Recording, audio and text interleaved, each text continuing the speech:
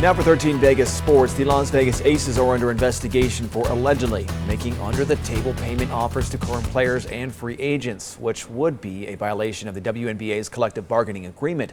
The sports reporter Johnny Resendiz gives us a breakdown of the investigation.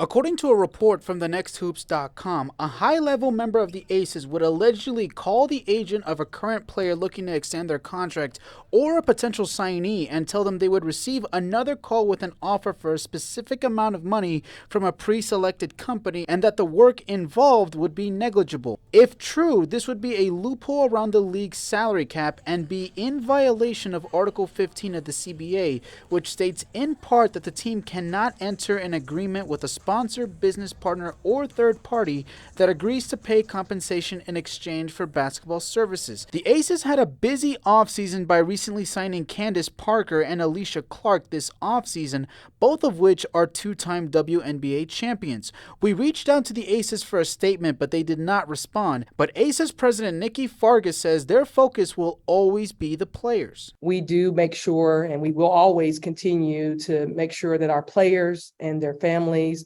will always be in the forefront of who we are as a franchise. This is not the only investigation the Aces are dealing with. The WNBA says they are also investigating the allegations brought upon by Dearica Hamby after she was traded from the team, but she says she has faith in the process. If that can happen to me, that can happen to anybody.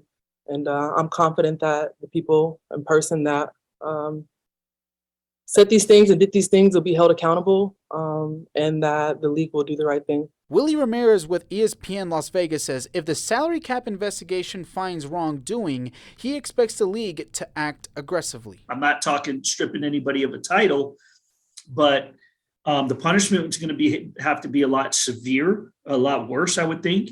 And then they're going to have to start restructuring contracts. Again, both allegations mentioned are still under investigation. The Aces are expected to start the 2023 season on May 20th. Reporting in Las Vegas, I'm Johnny Resendiz.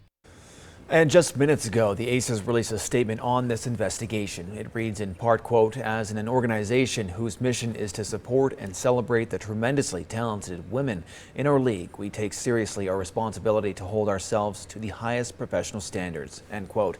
They went on to add that they are in contact with league investigators and have no further comment at this time.